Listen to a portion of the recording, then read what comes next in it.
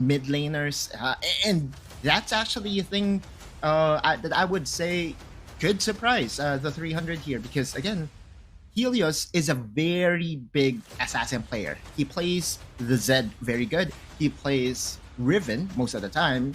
And when it comes to matchup against ranged mid laners, there is an avenue for the ranged mid laners to actually win against them.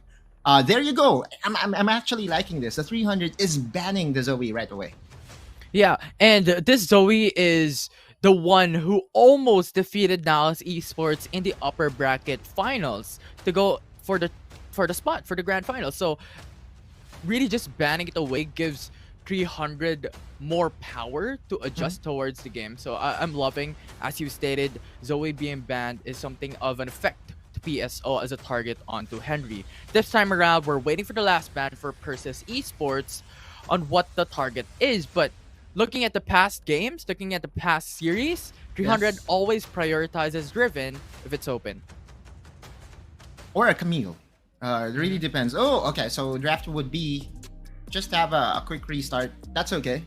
But from the bans, we could easily say the both these teams really is not going to make the same mistakes as what they have done in their previous losses. All right, Rakan by Exosen has been banned away, which leaves the Aatrox open. Now, this is going to be scary for the side of PSO because Yumi is open, and we know Infinity how busted the Yumi plus Aatrox combo Yeah, is. Aatrox innately of itself is already unkillable. Add a cat onto that, it makes That's it literally more unkillable, if that even makes sense. So it's just so scary right now if that will be picked up by 300. But PSO answers with Camille and Riven. Yep. And looks like that they are planning to do so because they have opted to go for a Lux that should go to Marky. And once you have a Lux in the bot lane, oftentimes all she has to do is to just clear the waves, similar to the Ziggs. And also, it gives the pressure to PSO because Ziggs has already been banned away. Zoe has been banned away. What would you pick if you're Dewa? Yeah, and it is a question. Looking at the history, there is a Zeri that has been picked up by Persis Esports. You'll also have, a Zeri being picked up against Naos Esports yesterday. So if that will be the case, that could be open, but it did not result in the best of series outcome for PSO. But we'll see how that would turn out. Right now, the priority bans would be towards the support. Nautilus, Senna, Gragas removed from the champion pool. Yeah, but Yumi is still open, so that still is a very big possibility here for the 300. You ban away this tank junglers, you ban away the other enchanters. Four of the last four bans, four out of four of the last bans are actually targeted onto the supports. You did say Zeri. Zeri has not have had a pop-off moment, at least in this tournament, at least in the games that we have tested. So I think this makes a lot more sense. PSO going to a more stable pickup here, going for the Corki. Meanwhile, Exosen will elect not to go for the Yumi, but instead go for that tanky support in the Braum. Yeah, this is not the worst. Because if you're looking at PSO, they're all in when it comes to their lineup. You have Camille, Riven, Galio. So Braum is not the worst of choices. They're going in for Shyvana as their jungler. True. One of the bigger things to consider when you pick up a Braum is what would be the lineup of the opposing team be like. If they are concentrated on, short range champions or melee champions as we call it, then the impact of a Braum just multiplies by 2, by 3 because of the concussive blows, because of the glacial fissure. You can disrupt the tempo of PSO right away once they try to engage. And now they're going to round up their lineup PSO with another melee champion. I'm actually liking the Braum pickup here just because they're facing against a lineup of 4 melee, 1 ranged. Yeah, and now given that aspect with 300 having that a little bit of counter with the support pick, how would PSO have to maneuver in the game to outcome that counter from 300? Well, to be honest, like PSO wants to really divide the map. That's the game plan. fighting as a 5 against the lineup of the 300 is suicide, right? You actually look at this lineup, regardless of what angle you come from, all that needs to be done here by Exosen is to man Marky, to stand beside Marky, just to make sure that Marky is A-okay and super safe. Once a Glacier Fisher comes in, Chaz goes in, 3ZL goes in, Helios goes in, and it's just going to be so problematic for the squad of PSO. So to answer your question, divide the map, divide and conquer, that's the game plan for PSO. All right, divide and conquer for PSO, and I really do like your point there, Otto, when you stated about so much follow-ups, because it's not only like single target. You have Aatrox with AoE knockups, Shyvana with the ultimate with AoE knockup, Jax with AoE stun, so much utility and engage tools built into the draft, and this is going to be really scary. And the winner of the series will proceed into the grand finals where Naos is waiting. And it's also a message sent over to Naos Esports. I mean, if you are in the shoes of Naos Esports, you would be watching this and you would try to analyze what could be done in the upcoming grand finals later to get that leg up or to get that advantage. But to me, you know, both these teams are not really giving away that much. All they're doing is drafting the same thing that has been working, has worked effectively for them. But let's go into the game here, Infinity, because this is going to be very exciting. Lower bracket finals game number 1 between the 300 and PSO. Yeah, the previous superstar team considered here in the Philippines, regionally in Southeast Asia, up against the last hope for Indonesia to qualify for Wild Rift League Asia. And I'm really excited. This is game 1 of the lower bracket finals. Look at the start of PSO. They tried to replicate what was effective the last time that they met, sending over 2 players into the mid lane. But then again, the 300 already knows what's up. They knew that this is going to be the playstyle of PSO, and they came prepared, sending Marky and Exos into the mid lane. Yeah, as expected, you have Ramlee consistently doing this ever since yesterday and even the day before, and we were watching the co-streams of the WRL LCQ. Then we're watching how PSO played yesterday. This is their playstyle, and 300 knows it. And the mirror plays from Exos and the strategies that they're doing is really good to play up against how Ramlee is rotating around the map. True, and if you are Coach Kaigu, you should be smiling right now because you got the first read. The first read of what PSO wanted to do was a success for the 300. And as a coach, I would say, you know, job's done. At least for the first 5 minutes, because this time there won't be any losing lane whatsoever for them. Helios is actually winning the trades against Henry. No surprises there. I mean, this guy was built for trades like that. Even on a late game scaling champion, he would find the angle to make it work. Yeah, and there's just so much individual experience built across the team. Right now, though, 2v2 in the mid lane, just an early engage coming from PSO. That was great coming in from Ramlee, but going back, it's just so much individual experience. Helios in and of itself from mid and top lane, this just gives so much flexibility for the whole team. True, and now Chaz will help out Helios in delivering this set of minions over to the tower just so Helios could easily recall for a good reset. Now, on the other side of PSO, did actually a very good job. Yes, they have the priority in the mid lane just because they have Dewa, which is, you know, the stronger mid laner because of all the AoE to get priority off.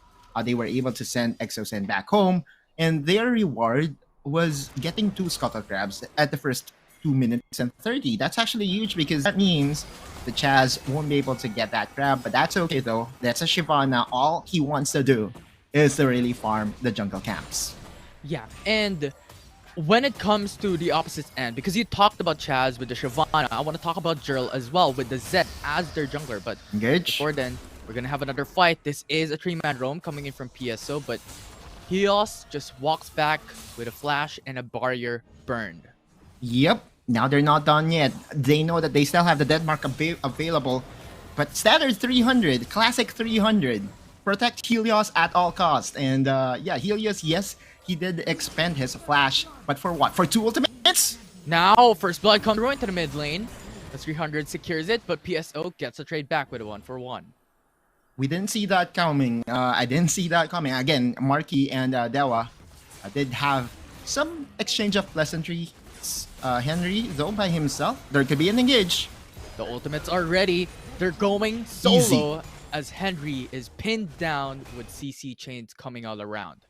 Ramley trying to execute Exosin as an exit kill, but Exosin is still AoE tanky. Helios, two-man Tonton coming in from Ramley, forces out the flash under the turret to go back to safety. Dewa? Now Dewa goes in with a Valkyrie Oh! to close the gap, gets a kill on Look the at Helios. Chaz, though. Ramley going for the knockup, but No Chaz way! is just too strong. Team White? Now goes Oh! in flash, but Ramley is alive with 1 hit away Little from invite. death. Oh, fight Mark! Misses. It's Mark, but that's okay, though. I mean, it's a 2-for-2 overall. Or 2-for-1. 300 getting that leg up. First off, diving the Baron laner. Or Henry, I mean, here in the mid lane. And Henry is not being given space. This is not like what we have seen from PSO when they were winning against the 300. In where we saw Henry really owning the early game onto the mid game. Now it shows that 300 is just so ready for that game plan, for that playstyle. And is actually winning, at least by a bit, in the early minutes of this game. Yeah, they don't want history to repeat itself. They want to defeat PSO. The same team that brought them down in the lower bracket here in the LCQ. Right now, though, 3 seconds before the Rift Herald and the Dragon comes up. So objective takings and clashes can be expected. Yep. Well, if you're a 300, you want to avoid this team fight as much as possible because one, they have the package from Dewa available, and in 45 seconds, that should expire. And looking at the priorities here, PSO wants to up the tempo. Meanwhile, 300, this is understandable. You want those dragons if you are a Shyvana player. Yeah, and they secured their very first Drake for 300. This is a 1-for-1 with Rift Herald coming into PSO. And now with Hover coming in from Persis Esports on top, this could be a Tower First Blood that they want to get. Yeah, this is a trade. No, not the best final spark coming from Marky, but that still is okay. Because PSO, yes, they got the Rift Herald, and Rift Herald is basically secured for that first tower gold. Didn't happen because 300 was able to secure the tower first in the bot lane. The good thing for PSO is that they can actually use the Rift Herald over to the mid lane, which I think that the 300 would be prepared in the next few minutes because, one, they could just easily send Marky and Exosen to defend. More wave clear for them. Just as long as Marky won't die, then yes, this mid lane shouldn't die. It still is at 80% health. Yeah, and both these teams really just want to get so much value without giving anything else from the ending team, considering how 300 has been playing it so far with the trades in turret and getting the Tower First Blood gives them a lot of gold. Rift Herald spawned in the mid lane though for this game. Helios is here. Helios comes to the backside. Gerald will be able to shadow out, so no kills will be secured by 300, and Rift Herald is dead, but low HP for the mid lane tier 1. Yep, PSO though, pressure on all fronts. Top lane, bot lane. You could see that Rift Herald did actually give them enough space, and Henry is in the area. There could be a potential engage here, although the big caveat there is it's so hard, it's so difficult to engage under the tower, especially against the Braum. One Glacial Fissure can actually just throw off your squad. Chaz though, he wants to still farm, that's okay. I mean, if you're a Shyvana, you're not known to be the most impactful ganker in the first few minutes of the game. You want the stalemates, you want the trade-offs, because at the end of the day, once you have your Draconic Bloodlines up and running for you, you would just be a beast in the late game.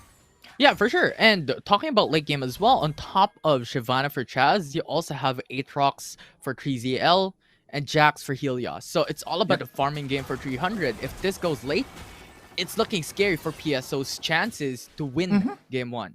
Every champion of 300 does benefit from the scaling component. Meanwhile, on the other side, PSO, not too shabby as well. I mean, they still have a traditional marksman carry in the quirky, but PSO wants this mid tower. Still, this is what I'm talking about. 300 is just so ready for this collapses from PSO, and this mid lane tower is still standing strong. Geraldo and Ramley in the area trying to set up a death rush. Oh, right now though, the rotating light binding connects onto one. Glacial He's Fissure dead. to follow He's up. dead. Gets a knock up. Jurl shadows away.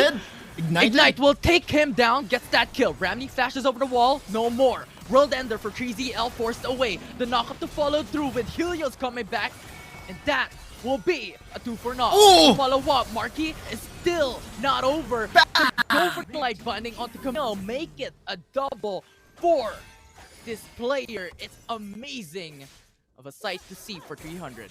300 with a 3-0 exchange at the 8-minute mark, and that's just, you know what 300 needs to really catapult this game into their favor. But then, wow, what a read coming from 300. It all started with their patience. They wanted PSO to be ultra aggressive. There's a 1v1 here on the top lane, but that's 3ZL. Aatrox should survive. Looking at his items, has an armor boots, has a bramble vest, so better luck next time here, Jill. Then again, I just would like to emphasize what 300 did just a couple of minutes ago. 300 was able to really read PSO's over aggression, and with Marquis' skill shots hitting on top one of another, it was just a very good swing for 300. Yeah, it disabled their engage. It disabled their potential to clash because Jirl was immediately dead. They lost Another the member. But binding? now one more Right? light binding that connected. Dewa is really low, but the Rift Herald up. 300 has the advantage. Exactly, and no package for Dewa, no summoners. Dewa is basically out of the fight right away. 300 Marquis is just making sure that his presence felt here, but what a steal. What a steal. We have to give it. We have to give it to Jill. What a steal. Yeah, and he was solo. The confidence is through the roofs. They got the Rift Herald, so overall, it was not that bad with 300. You know, getting a little bit of HP onto Dewa, going for the recall. They still did not get any values from it. Dragon's Descent though, this dragon should mount fast. And this is the second dragon of the game. Although what is going to happen here is PSO would be able to take down the mid lane tower. They want to engage. Henry goes in.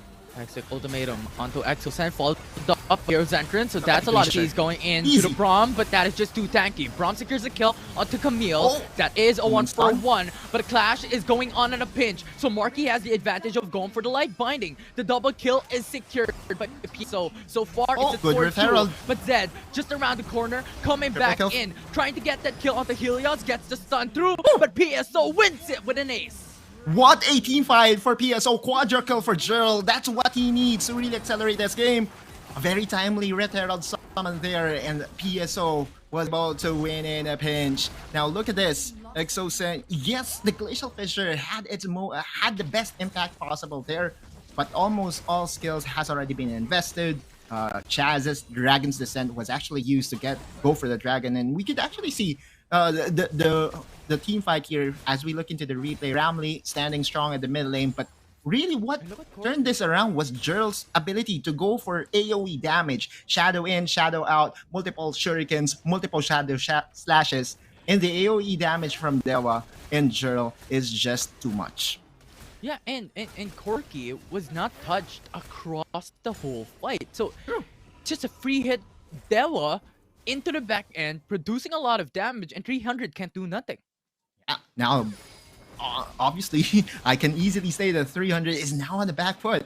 3K behind against PSO. What a showing by PSO, by Perseus Esports here. Infinity. Again, we did say that yes, they were able to win against the 300, but that was a lineup that was so different for 300 before. I mean, that was the Tsuri. That was not the 3ZL lineup. And I expected, this matchup to be very close, but PSO is reminding me that, hey, you know what? Nautilus, we came in prepared.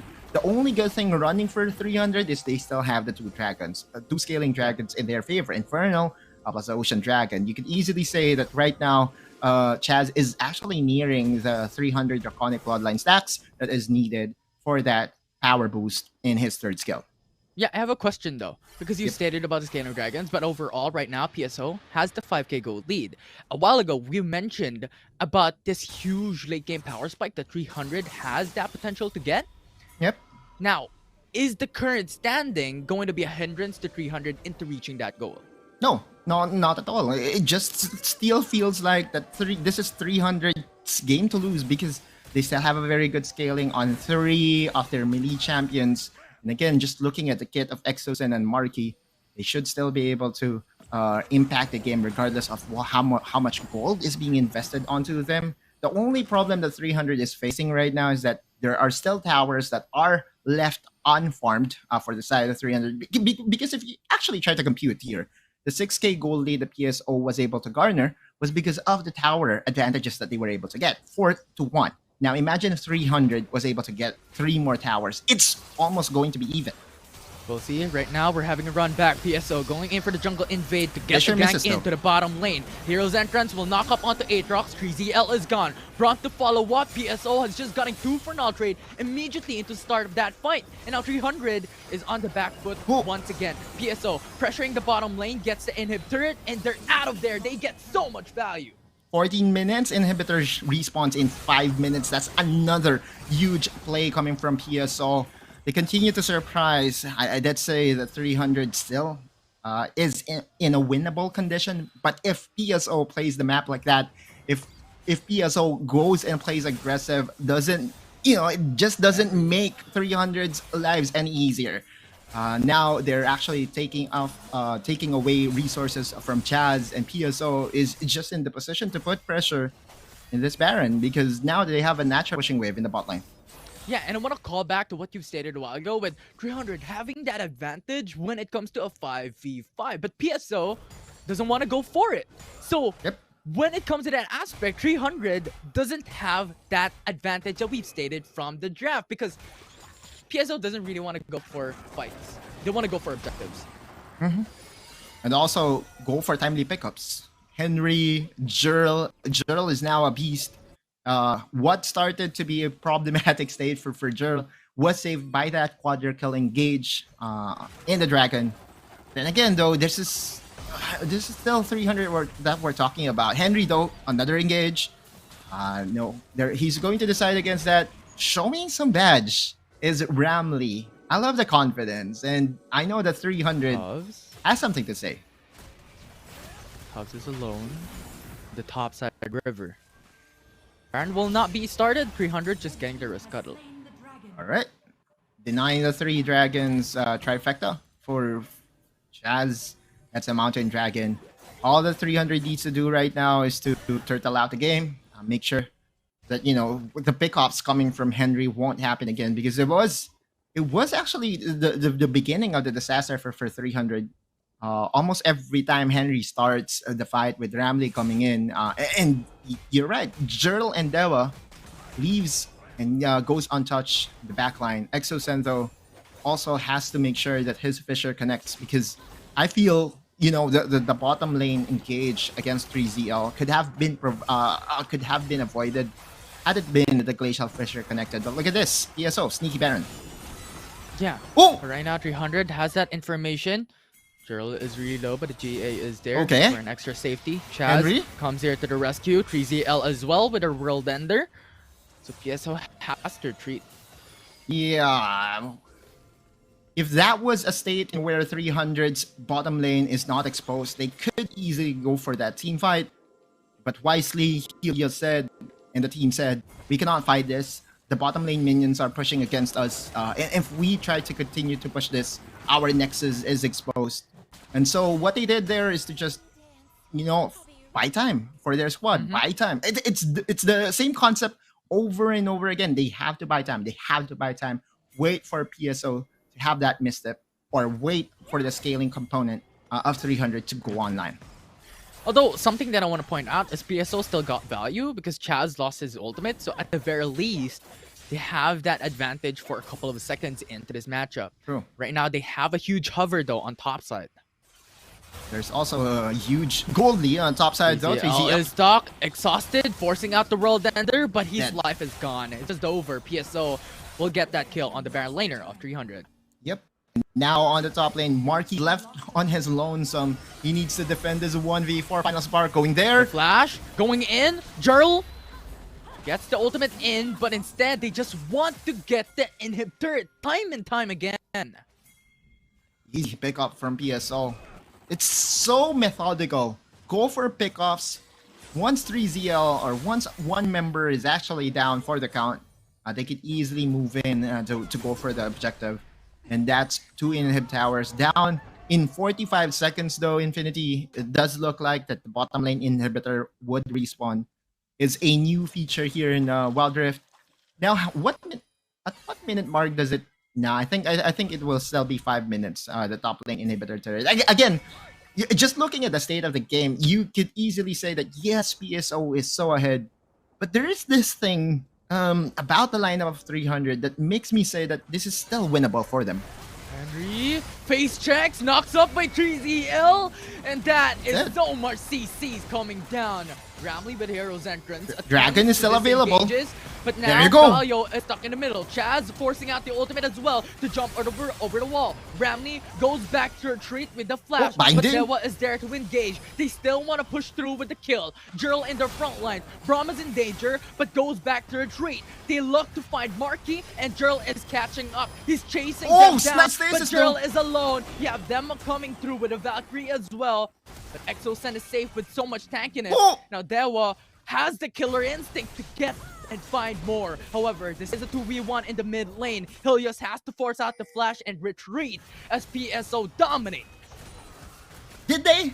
Did they, Infinity? I don't think so. I mean, PSO, yes, they won the team fight, but 300 was able to mitigate all the damage losses that they needed to do.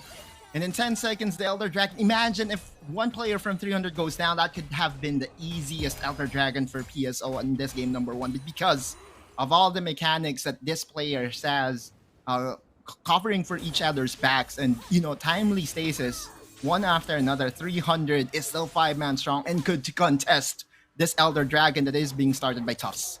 Yeah, you're absolutely right there. It is PSO who lost one of their members throughout that fight. Now 300, we'll see how they would play this is because too right now impatient, Elder though. Drake would be the target by PSO in the front lines. You have Camille starting up that fight. Okay. PZL once again would be that target, forcing out the flash and the World Ender to sustain much longer. Elder Drake would be reset, and 300 has all of their members still up. Yep, now Helios is pinging, I'm on my way, I'm on my way.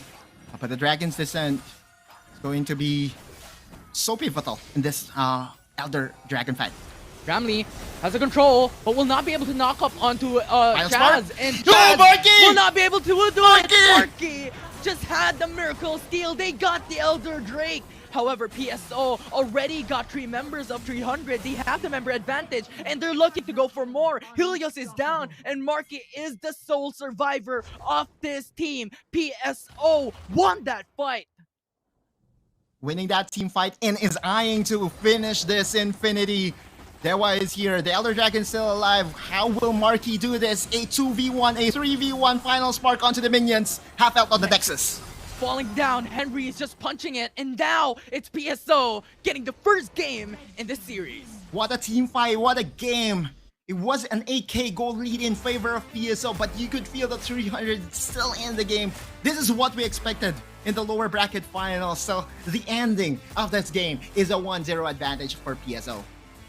Yeah, and it's crazy to watch. A lot of back and forths, but PSO once again defeating 300 in the very first game in the lower bracket finals. Crazy. That's amazing. Amazing. It is indeed crazy. I mean, 300's playstyle is somewhat expected from them. It's the same thing, right? It just came down to that one team fight in where Jurl was able to get that quadra kill. But you could feel that at this point, they were winning. Chaz flash twin bite, not going to finish off Ramley. This is one of the counter engages by 300 that I thought really did catapult them the early game. Helios, Chaz, 5-man strong, and in their chase potential is actually very good as well. Yeah, and it's not, I mean, rather PSO knows that when it comes to the late game, 300 has that huge advantage, so they're constantly getting these objectives, they're constantly putting that pressure early mid. Yep. And that just made them win the game. Yep. You know what? actually feels like to me, or what this game tells me, at least in my naked eye, it does feel that you cannot give PSO early access to Rift Heralds because they can just farm these turrets, get advantages in the map, and then I'm not 100% sure where this came from, but it does remind me of Chinese playstyle. There is a reason why in competitive you go for the Rift Herald as a priority instead of Dragons, because you can actually do this. You can win by making sure that powers of the opposing team could easily be destroyed. And the Elder didn't have a replay. Bummer, but that's okay. I mean, let's move on. That team fight, at the end of it all, was actually a win for the PSO just because of Dewa's ability to dish out damage. Dewa on Zoe was a beast. Dewa on Corki, also a beast.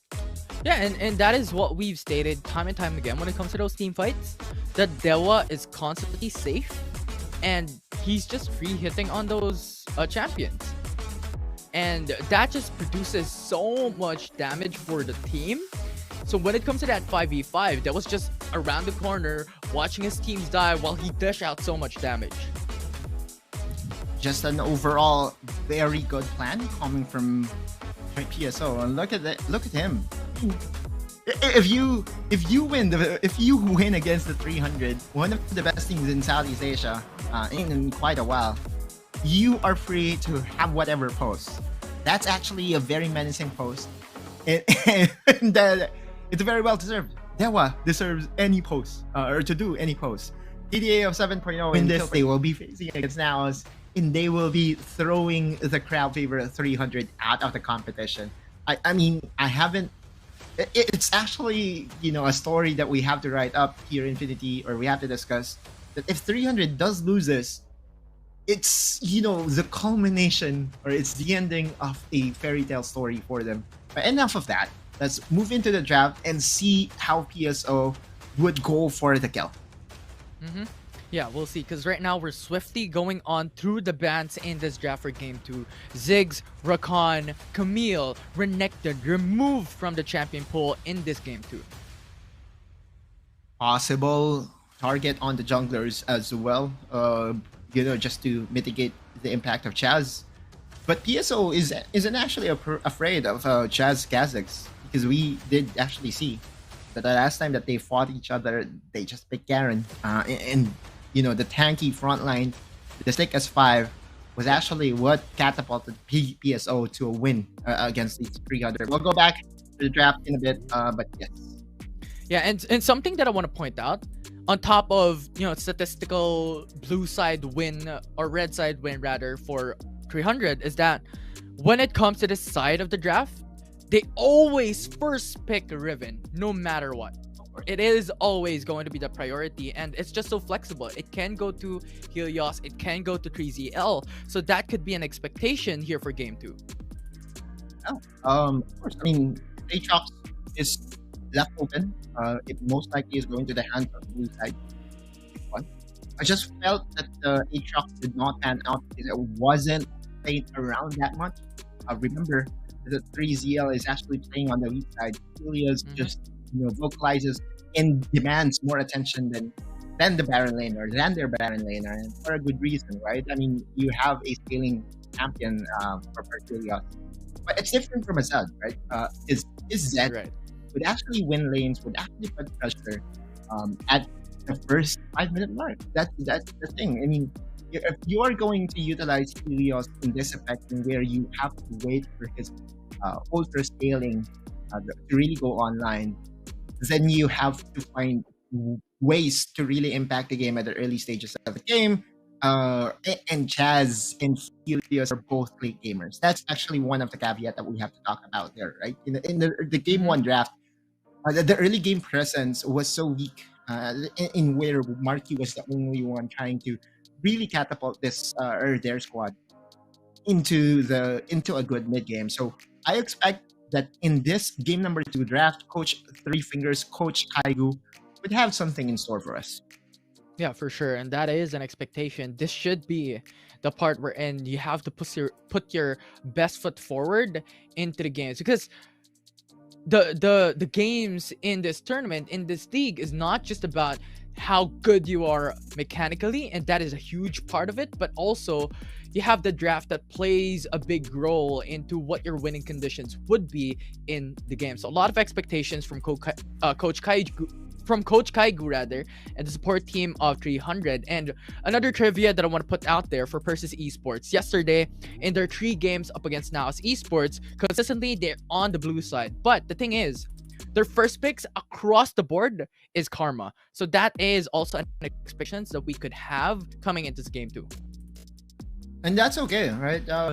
Going ahead and picking Karma does actually shout, or does actually say that they want to play as 5, because Karma is actually very good in utilizing his carries. Very low resource of a champion, 1 item, he's very impactful. But then again, I mean, if you actually look at the draft, I'm okay with having Karma because Marky still has access to Ziggs, still has access to Lux, or maybe even go for Corki.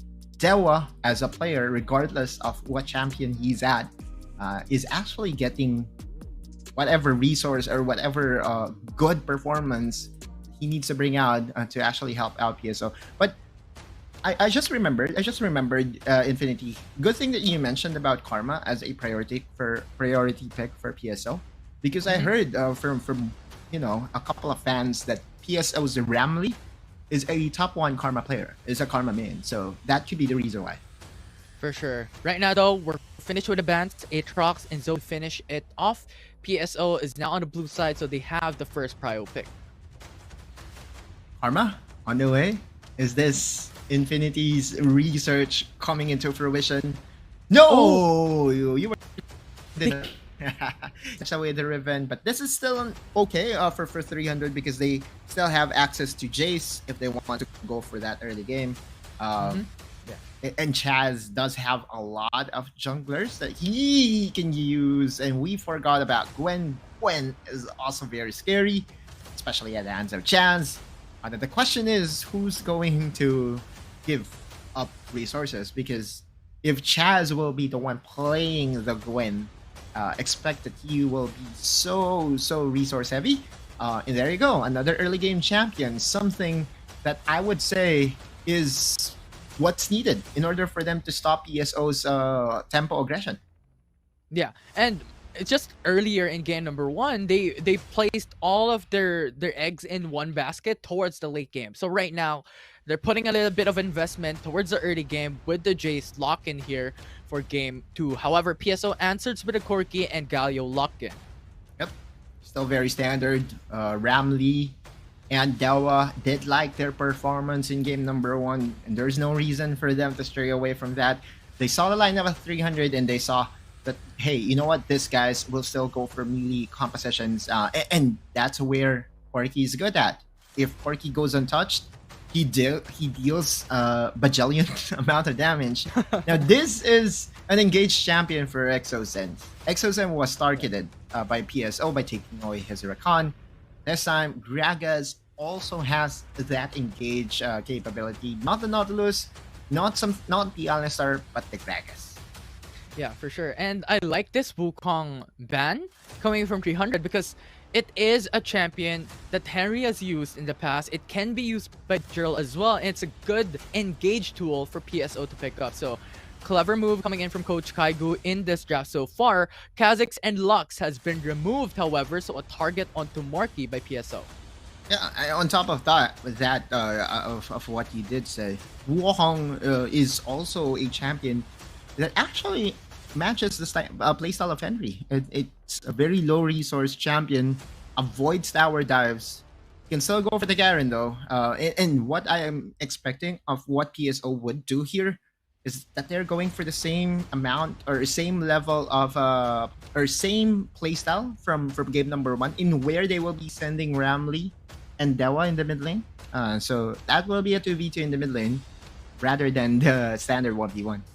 For sure. And right now, 300 locks in onto Ashe, so expectations would be set that the duo lane would be a lot of utility in store for 300. However, PSO, with Yone being open, they lock it in.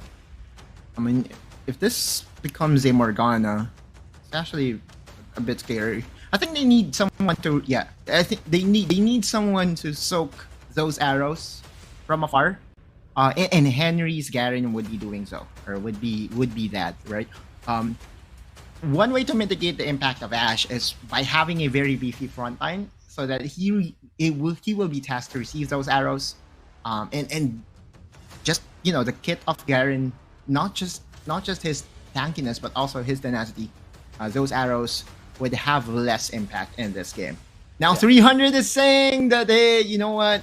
We're going to have a more balanced composition here, rounding up their lineup with another surprise pick, or RP5, red pick 5 of Shen. That could go to Chaz. Yeah, and right now, looking at this draft, I know, Autolus, you have more brain cells than I do, so what would be the winning conditions here for Game 2 for both these teams? For 300, they knew that PSO would actually play it safe, would actually try to stall it out until the late game. And looking at the lineup here by 300, it's not as aggressive, but they want to make sure that the side lanes would be in their favor.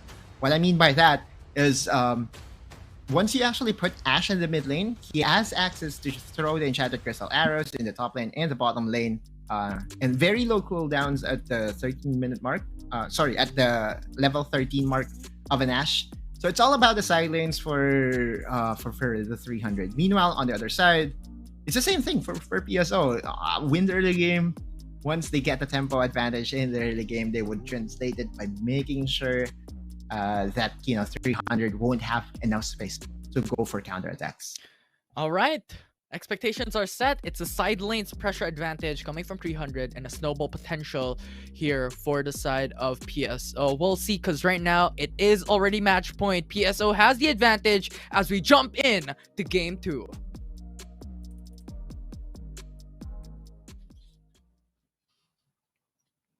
Okay. There we go.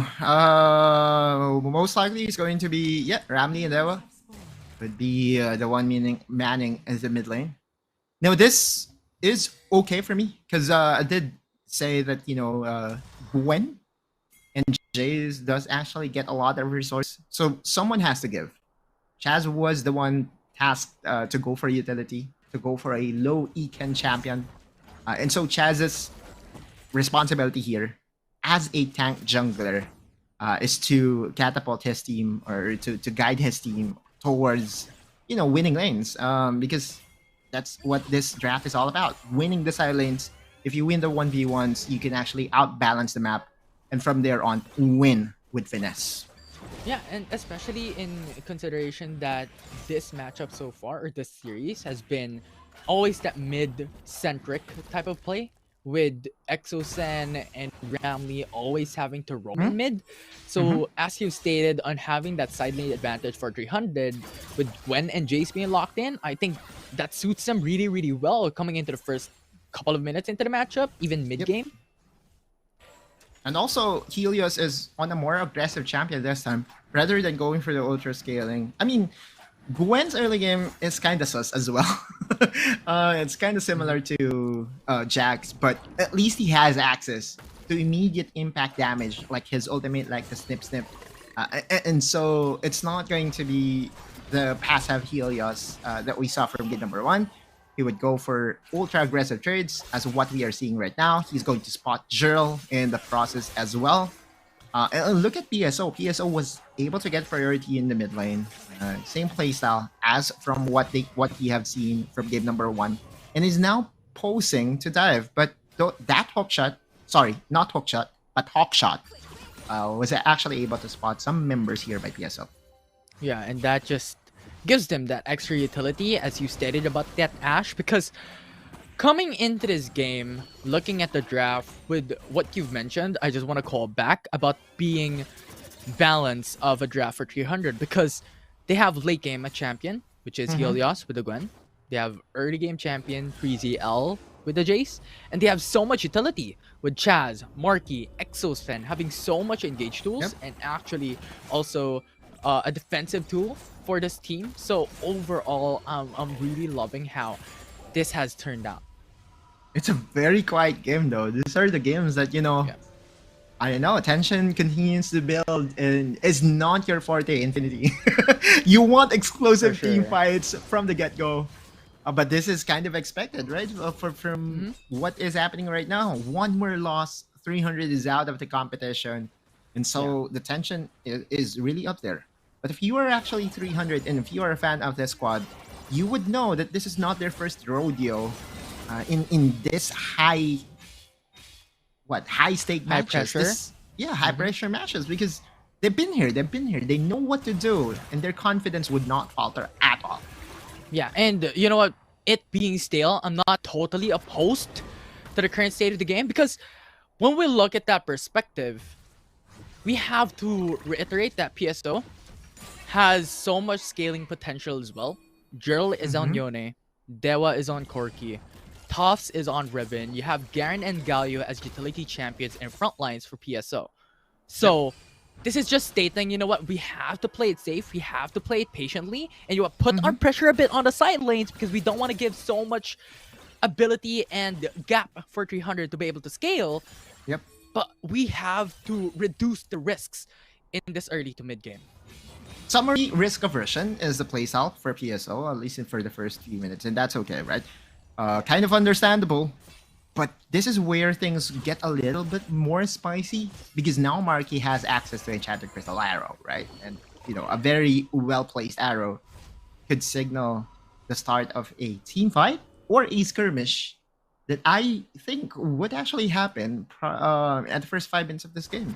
If they go for a trade here for off objective, it would actually surprise me because if I'm 300, if I'm 300, I would actually challenge this early game tempo of PSO, and I would try to snag away the Rift Herald.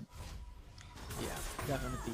Although, Enchanted Crystal Arrow will be rendered useless if you can't hit them. So let's see if Marky is a good driver of the ECA in this game. That's actually a question, yes, but kind of expected the pros should hit their arrows, right? For sure. But yeah, now we're seeing that Chaz is actually posing here in the Dragon, and the good thing of having the Shen is you can actually have a very, I would say, unorthodox pathing because you still have Stand United, which means that you can actually go for this play, and then if they invest a challenge. They're going for the knockup with a flash from Galio, dead. so that's just no escape coming in from Helios as first What a blood is surprise. secured by Persis Esports. What a play from Persis Esports. I did not expect it. I knew that PSO would go for the Baron, sorry, for the Red Herald, but what they did was to just leave Jirl by his lonesome. It was actually very risky because had it been that there was a challenge from 300, what they could do is to actually leave Chaz to get the dragon and then call Chaz with one Stand United, and that's it. And that is what really surprises me the most from this lineup of PSO.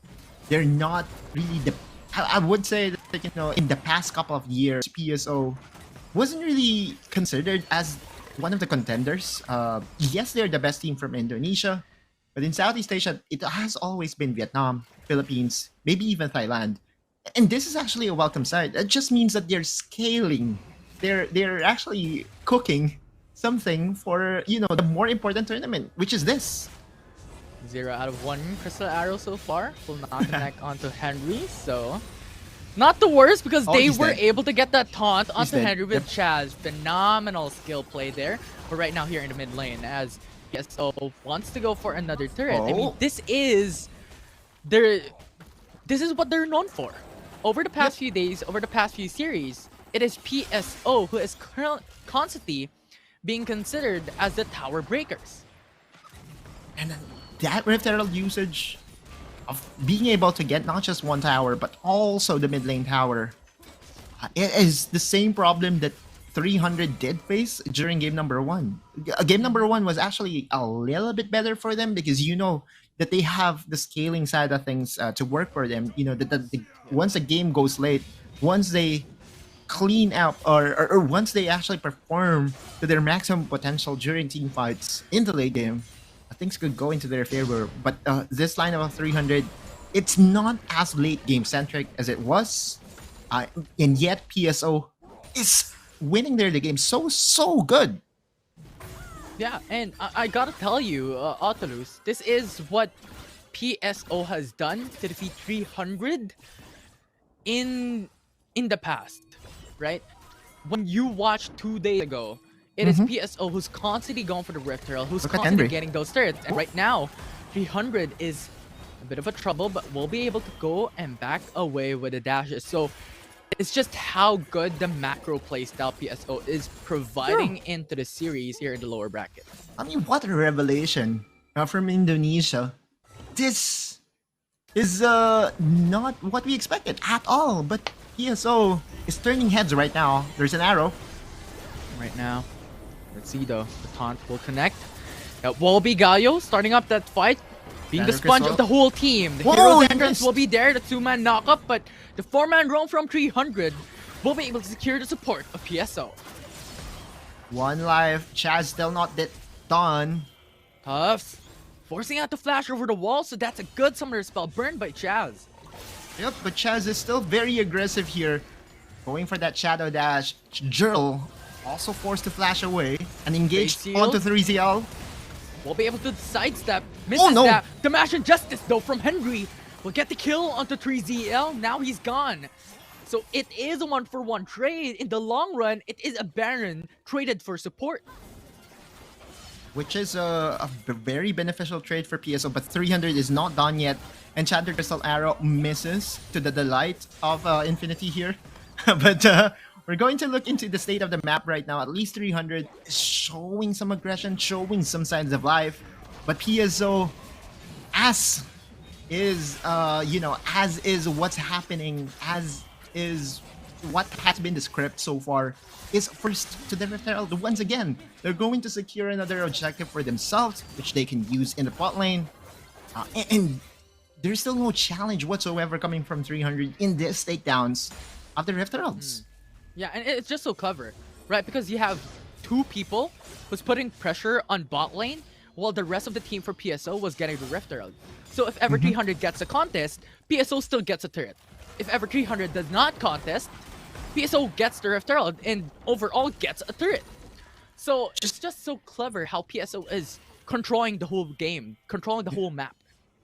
Just a methodical approach, dissecting, dividing, and conquering 300 every single time. They don't want 300 to form their best formation.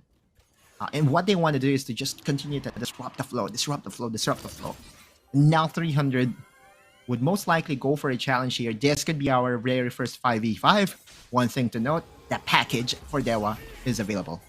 Yeah, for sure. Everyone's hovering onto the Mountain Drake. Every single one for 300, every single one for PSO is ready to go whenever an engage occurs. So get ready for a clash, get ready for something to happen. However, the vision game is going to be really important with this objective up. Hawkshots really does help in this vision games, vision tug of war. But the engage could come any moment now. Gerald starting Drake. You have a 1v1 on the side lanes, but looking at the overall, you have Exosen going through and through. Explosive cast will get through the disengage. However, Helios is already down. 300 is now going back onto their very own jungle United, as though. Ramney goes for the knockup onto 3ZL. Chaz's Stand United will not save his teammates' life. The taunt is there to follow up. The CC chain is great. PSO has the man advantage as two people are already dead for 300. And overall, it is a 2-for-0 trade. Another team fight, another win for PSO. Marky was actually standing there, dishing out as much damage as he can, but he is not built for damage. He's built for utility. You can actually see in the inventory just a bit later that the support item was actually for Marky. Was built by Marky. So this is not your traditional marksman in where the Ashe would hit a million damage in every team fight. And you know, it was so close, but PSO really is just getting the advantage over and over again. Ramley also asserting his dominance, flashing his badge, and is messing up the minds right now of 300. Yeah, and on top of what you stated about the Serpent's Fang building onto Executioner's Calling, on top of that, it is Marky who has the support item instead of Exosen. So this is a turnaround that 300 is doing. Maybe the opportunity to Arrow? get that kill. Now ECA connects onto Garen, gets knocked up through. The CC Chan is there to follow up by Big kill. Exo with the explosive cap. However, PSO is there to respond. Into the fray, we have 5-man roam from PSO into the bottom side. 300 is matching up the damage though. However, Chaz is very low. Exo and the remaining of the crew is Garen? so low they have to retreat. Harry is on the backside on the jungle. However, will not pursue for a kill. So overall, no one died from that fight. What a team fight, and what a body slam coming from Exosen. It was actually enough to dissuade the assassination attempt by PSO. But another arrow connects here onto Dewa. 3ZL's impact very much mitigated by PSO's lineup right now. Galio coming in, Henry covering for that enchanted crystal arrow, making sure that it does not hit the priority target. There is a play that is being done here by 300 that could be a very sneaky taunt coming from Chaz. They will be deciding against that, and they will continue the farm game. But don't get me wrong here, Infinity 300 is really feeling the pressure right now. Look at the gold lead. It has ballooned to 5k. Yeah, and that is my follow-up question, because right now we have mentioned that PSO has the better lead when it comes to power scaling, given the fact that they have Yone and Corki in their draft. Now, with that 5k gold deficit, what should 300 do to make it back?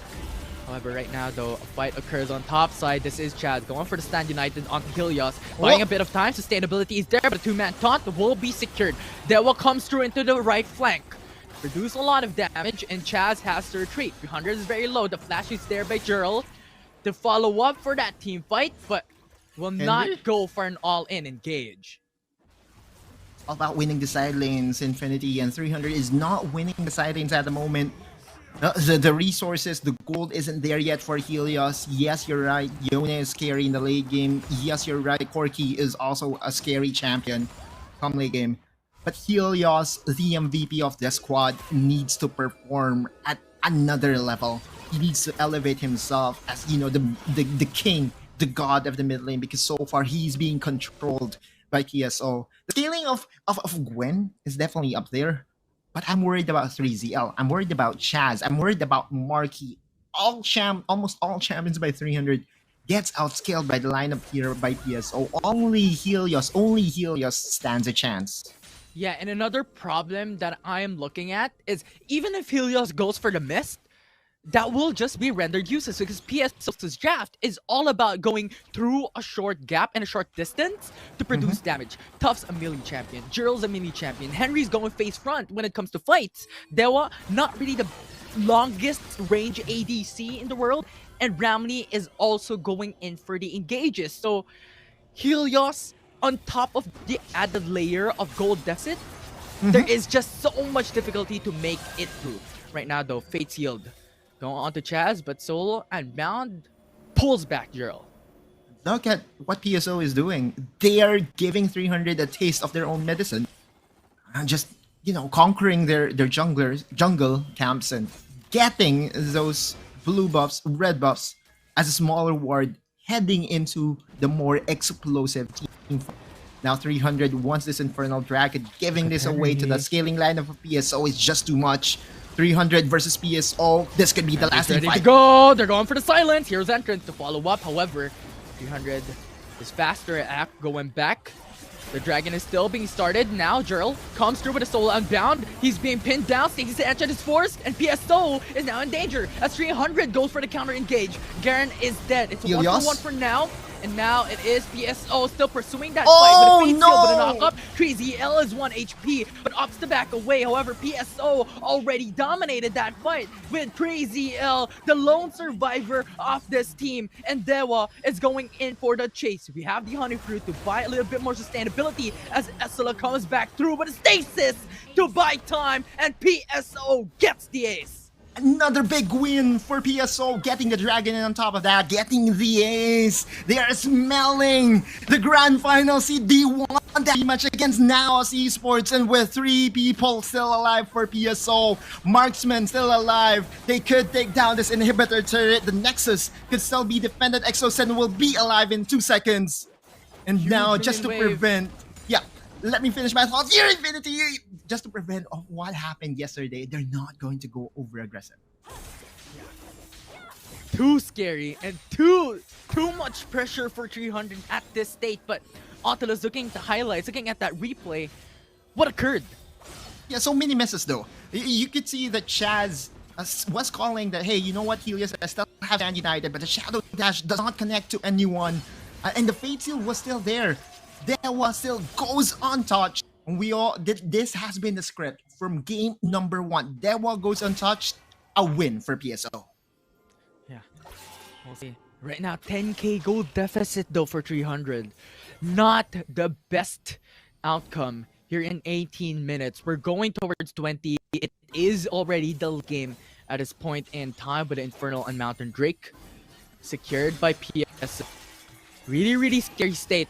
And Otarus, what can we do for 300 to equalize the current state of the game? It's very hard to do so. I mean, there will always be that Elder Dragon win condition. There will always be that Baron Pit mess up that could occur for PSO. But PSO, if they play this with discipline, if they continue to provide, or to play with the same intense macro that they've been displaying so far, this could be the elimination of 300 that no one expected. The PSO, what I would say is the underdogs of this matchup, is barking loud and is biting the Spartans from 300. Yeah, we'll see though, because 300, those Spartans can kick them down back to the ground and win that sure? fight. We'll see if that could happen. That will be a miracle play for 300 to put this into game number 3. But as you've stated, it is going to be hell of a lot difficult for them to push that through, considering that 11k gold lead is not something you can belittle at this point, at the state of the game. And with their lineup as well, they're just outskilled. There's really... It's just Helios, and Helios is just on his 3rd item. Looking at the items of PSO, they're already cracked. They already have 4 items closing on that 5th item that could easily mitigate a lot of damage coming from Helios. AD damage profile coming from Marky and 3ZL isn't enough to really break through the defenses of PSO. A very good showing. If Dewa goes crazy and goes over and overextends, then 300 does have a chance. But from how Dewa has played this game, from how Dewa has played this series, it's too much to expect. It's too much to ask from PSO. Dewa has been so good with his positioning that 300 was not able to reach him at all in all of these team fights. Always happens. Game 1, Dewa free hitting. Game 2, it happens again. Those long-range engages coming in from Ash will be crucial in this upcoming fight, because the Elder Drake opportunity, with what you stated a while ago, is now open. Hawkshot is there, half health already for the Elder Drake. They have to pursue this. 300 is going through. We'll see as PSO gets the Elder Drake. This is their condition to dominate 300 as Gwen falls down, and 300 has to retreat. By time, delay this game. However, that will not be, as PSO is looking to end this game. 300, the Spartans has fallen. PSO is looking for the kryptonite play onto this team. The Kings of Kings have been dethroned, and the Nexus will fall as PSO will secure the series to go to the grand finals. We welcome the new overlords of Southeast Asia, Perseus Esports. Eliminates 300. All smiles from the squad. I wish that we were able to see, the player counts, because this is what they were trying to go for from the very beginning of Wild Rift Esports, Indonesia, Perseus Esports, Echo, and every single teams that did come out from ID wanted to showcase to the world that they are the real deal. And finally, by eliminating the crowd favorite, by making sure that 300 won't be able to get that revenge, they finally have introduced themselves. Yeah, and Indonesia's last hope is still up. They are going to the grand finals, facing Naos Esports, the team that brought them into the lower brackets, and this is going to be a scary finals. However, looking at the highlights from that game, what can you say about it, Otto? Just a very systematic approach to the game. A very educated approach to the point that, PSO's draft was to win the early game and was not and to not allow Helios to pop off. Helios was not given any opportunity at all to have that star highlight moment. And looking at what's happening in that particular clip, Marky really did try his best, but he was not made to deal damage. He was the utility Ash that we have seen many times. Had it been a Ziggs, it could have been very different, I tell you that. But PSO, give credit where it's due. They eliminated the gods that we thought would actually rise from the Philippines. And now, with them being eliminated, I can easily say that, hey, you know what? If PSO runs away with things, if they win the LCQ, they will be a scary team in the WRL Asia. Absolutely. The evolution of Perseus Esports from the past years coming down here in the WRL Asia Open qualifiers stays such prowess building up in the tournament overall, and once again Dewa producing the most damage across the board. Problem that will not be analyzed and will be attempted to be solved by now is esports. There was pristine positioning, PSO playing as 5, Zerl making sure that he goes for the right play at the right time. Then again, PSO's early game dominance. That hasn't been the script. That has been the flow. And 300, I'm still in this belief. Here, Infinity, that 300's journey ends today. Yeah, and it is unfortunate news for the Philippine region. However, it is an amazing news coming through for Indonesia. Perseus Esports pulling up with a win for one of the favorite teams in the LCQ, Dewa, to be the MVP as expected. Congratulations to the Perseus Esports organization. Congratulations to the players. But the journey is not yet finished. The job is not yet done. They will have to